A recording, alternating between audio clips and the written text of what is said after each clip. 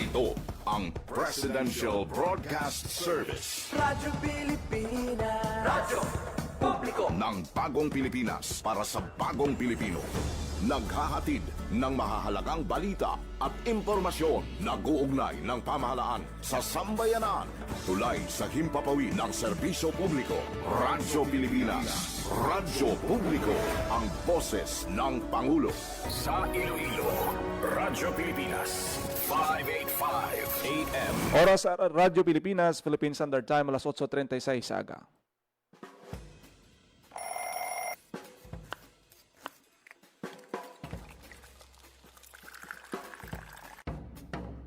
Aga sa Iloilo. Masako. Magahod. Mapagsik. Panibagong adlaw pagkatapos ng paghuway sang gabi antes. Bag-o nga paglaom. Isa naman kapag himakas sa matahong nga palaabuton. Iloilo Morning, ang programa nga kaupod ninyo sa pamahaw kon aga. Magadulong sang labing ulihi nga balita, mga istorya halin sa Iloilo, kag iban nga bahin sang rehiyon, mga ginahuluhang balan, kag mga trending topic sa social media. Ululupod naton at tubangon ang maayo nga aga. Magpamati na sa Iloilo Morning. Diri sa 585 kHz sa AM bands ang inyong mga radyo. Radyo Pilipinas Iloilo, the only government radio station in Western Visayas.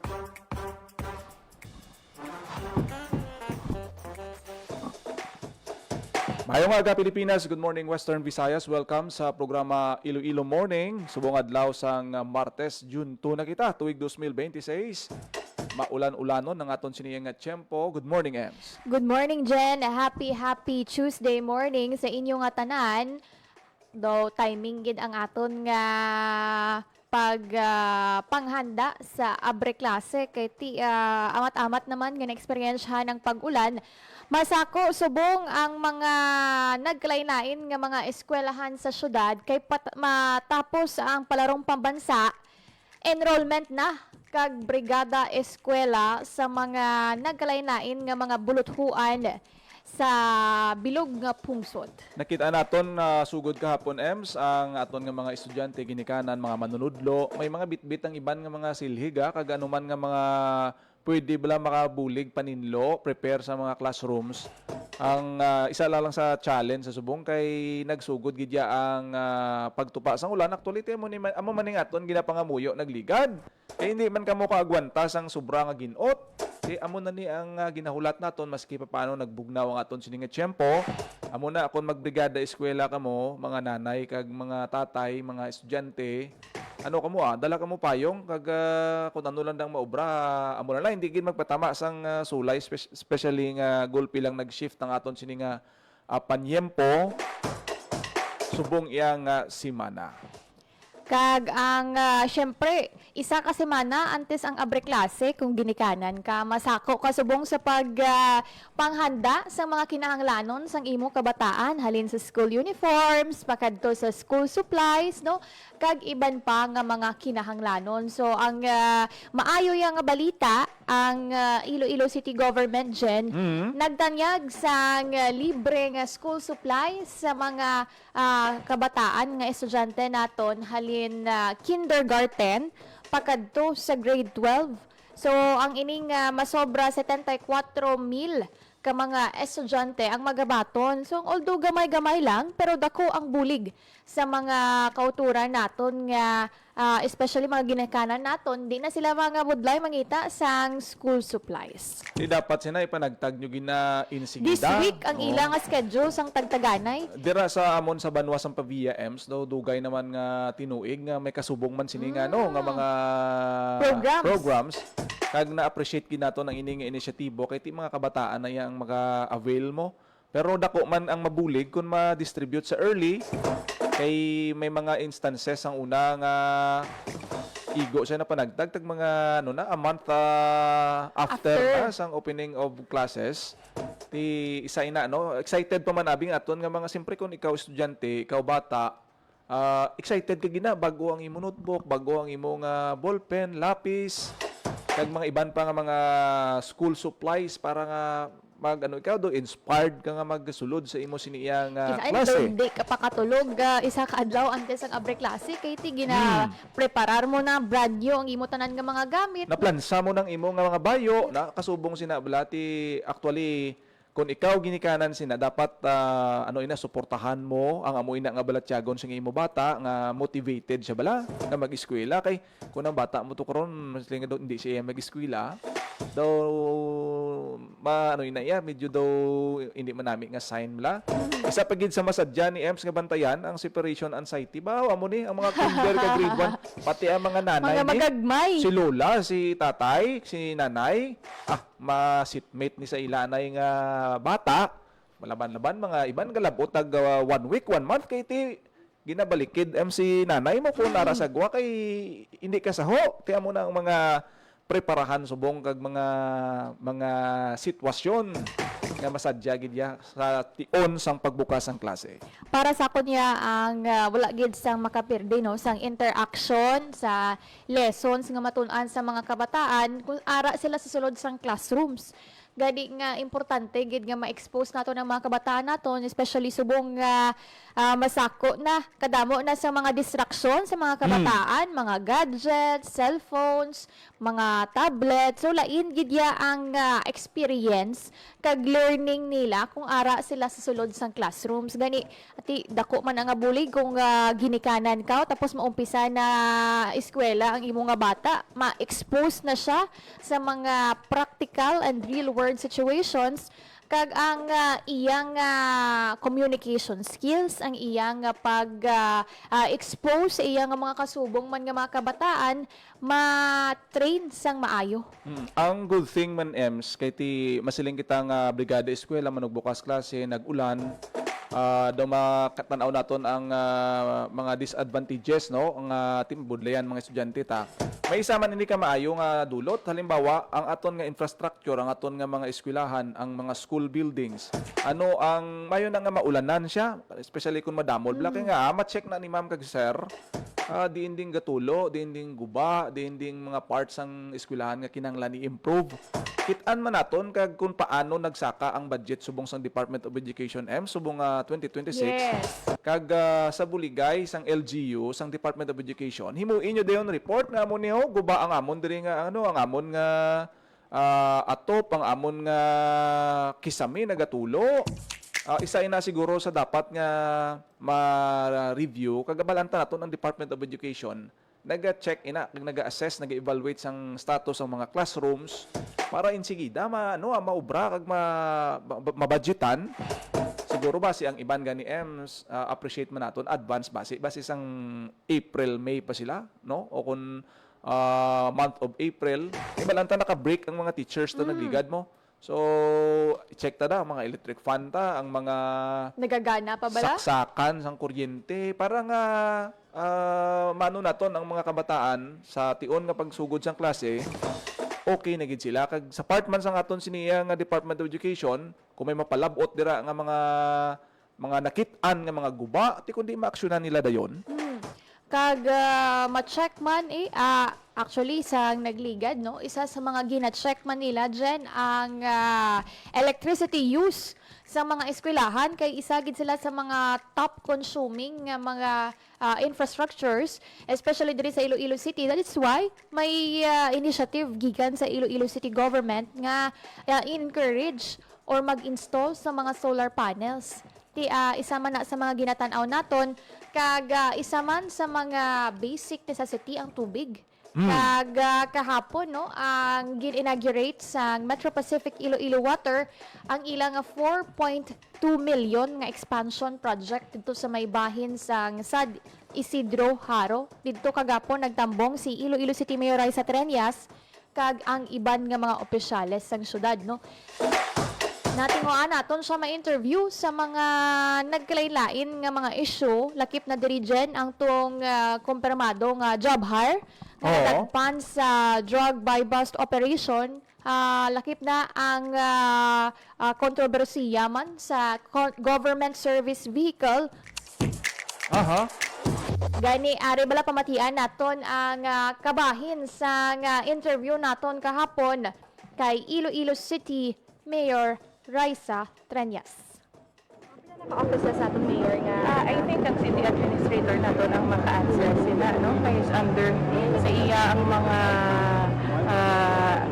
mga offices kung sino ang naka-under yan na pero last time may ara kita no under sang Cosmo damo man kaya ang under sang Cosmo kadamo ka division ina per division nato to make sure nga maubos kita natin so saan kayo no, ang paggamit na iya, depende kung official ang paggamit. Kung hindi official, so, amo na ang kasya na po. So, dapat we have to follow lang gibut no? We have to discern, is it an official invite? Kaya being public service, in public service, ina-invite to give the 24/7, no? Kung sa gabi may sunog, anong maayo? Labi na gid sa akon magbuo ako 24/7 ang libot imbitaron ka to sa mga barangay check up ka to sa project you have to make sure it is under an official duty mo Last na lang, Mayor, last week, your program, TLC ni Inday,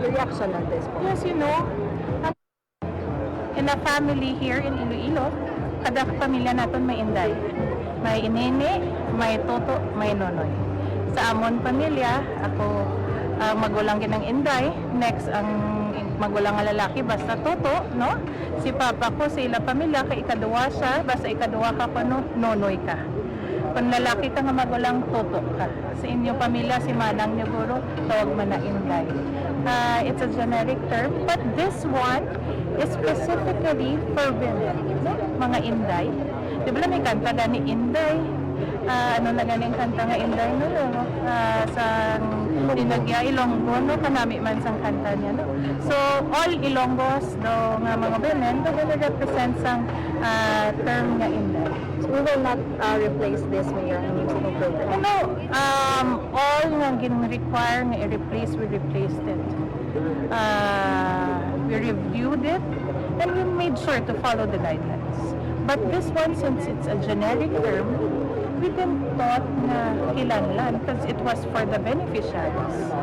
Assurances, Mayor, sa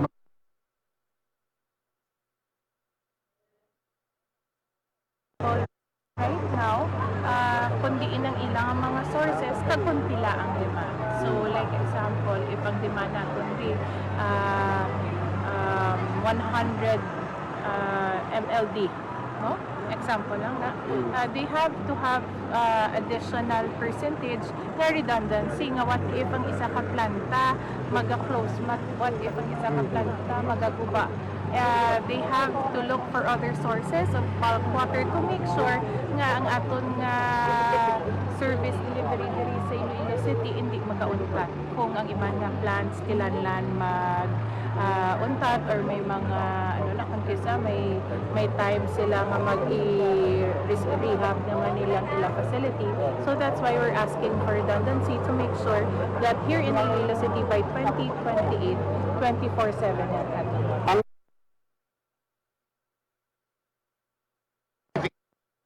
Nabatian ang kabahin sa interview naton kay Iloilo City Mayor Raisa Trenyas kahapon kung sa diin gisabat niya dyan ang mga nagkalain-lain nga mga kontrobersiya man nga aton nga ginbantayan halin sa nagligan nga semana halin sa pagpatigayon sa investigasyon sa Iloilo City Council sa government service vehicle pati to sa complaint nga ginpadala sa DILG may kaangtanan sa isa ka programa sang syudad nga ang iyang livelihood program nga pangalan Inday.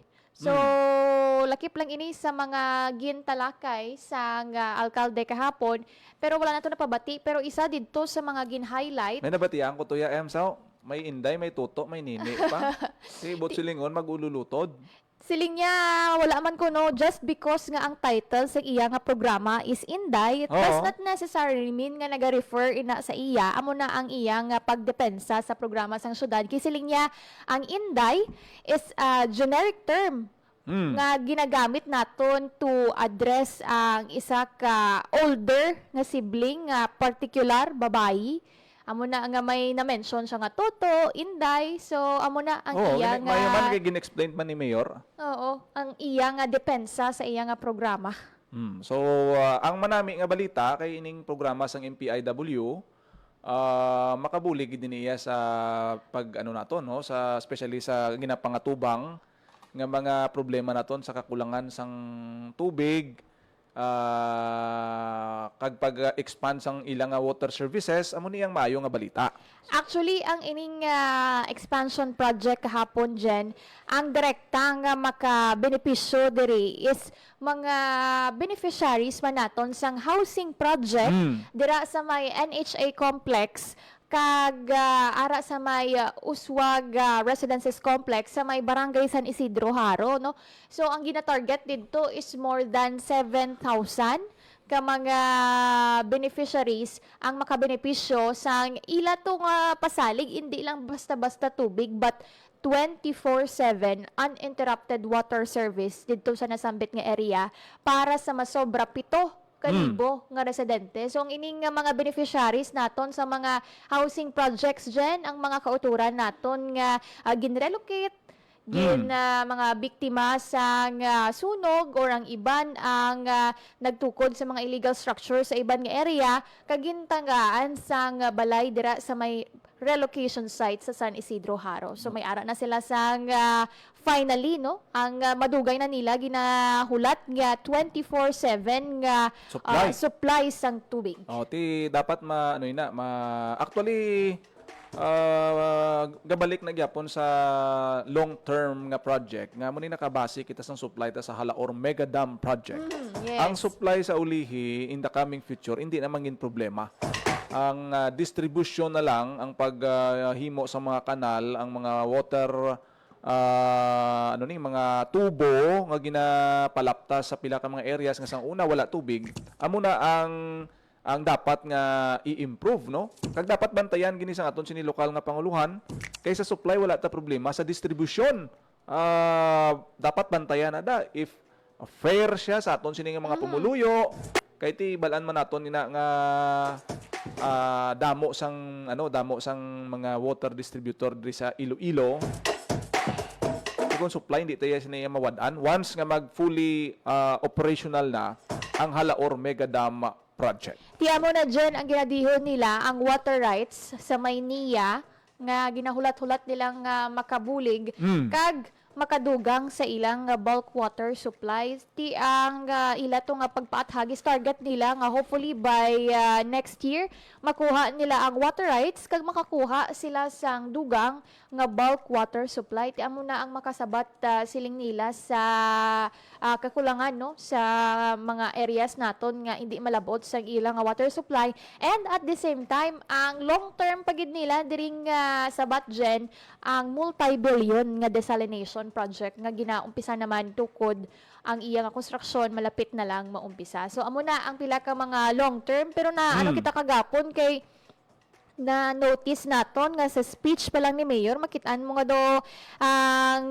iya bala nga pag-highlight kag pag-focus nga dapat ma-meet sang MPI do may gamay nga tumok may mga requirements dapat i-comply ginaya. May gamay nga tumok kag pressure gawa sa may MPIW nga siling niya ang tubig ang isa ka basic necessity nga dapat mapasiguro nga ang tanan nga Ilonggo kag mga residente may ara sang tubig kag malabot sang ilang nga serbisyo. Siling niya dapat nga kada Ilonggo may kaygayonan nga maka-access sa matinlo and uninterrupted nga water supply. Ti amo gina ang manami no kag ginalook forward naton ina amo na sa pagsugod sang ulan kabay pang sige-sige man.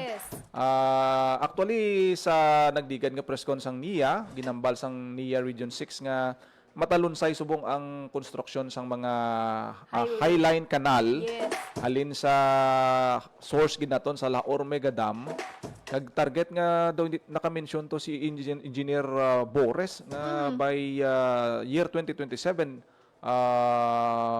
Next year. oo, nga posible may mga improvement na, may mga additional supply na sang tubig, but silingon ang ililigan sang tubig na malang EMS mo. Ang supply sang tubig ara na. Human na sa babaw ang Si iligan. Presidente, gito galing na Oo. kinag-curate Ang ligad. na-distribute na lang, ang pag-distribute sang tubig sa mga areas identified, kag isa ang Iloilo City, kaya siyempre center ang Iloilo City. Hindi pwedeng, amo na siguro nga medyo may tumok man kay Mayor Richard Yes. Treñas. Kaya ang Iloilo City, sentro sang, ari sa heart ini siya sang ekonomiya naton.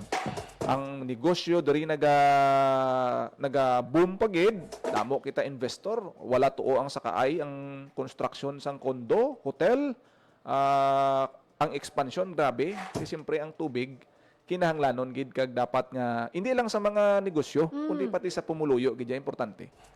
Anyways, ang pagbantay nato no sa naglain-lain man nga projects pagid agon pa siguro nga hindi na maliwat ang water crisis nga na-eksperyensya naton diri sa syudad sang Iloilo.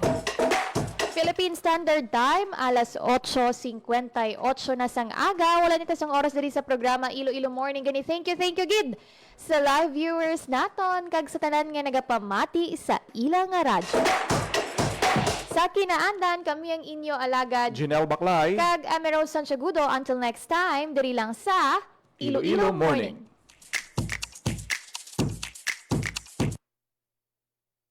Ang inyong tulay sa himpapawid ng serbisyo publiko. Ang Presidential Broadcast Service, Radyo Pilipinas, Radyo Publiko. Radyo Pilipinas. Radyo Publiko. Kinilala ng pang-international at prestigyosong Asia Pacific Broadcasting Plus Awards 2025 para sa kategorya ng Government Streaming. Ito ay dahil sa epektibo nitong pagsasanib ng mga tradisyonal na media tulad ng telebisyon, radyo at print para masabayan ang mabilis na pag-inog ng mundo ng digital at social media tungo sa mas epektibong paghahatid ng mahahalaga at napapanahong mga impormasyon sa mamamayang Pilipino.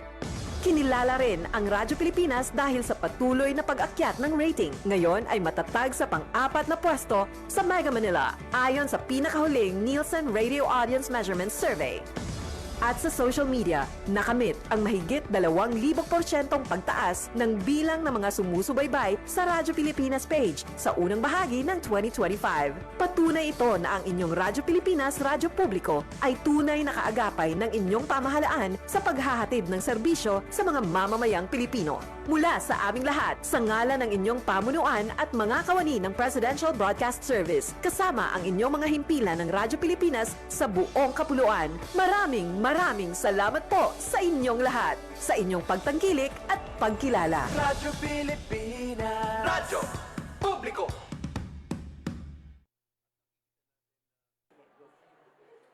Matagal nang mailap ang internet sa maraming lugar.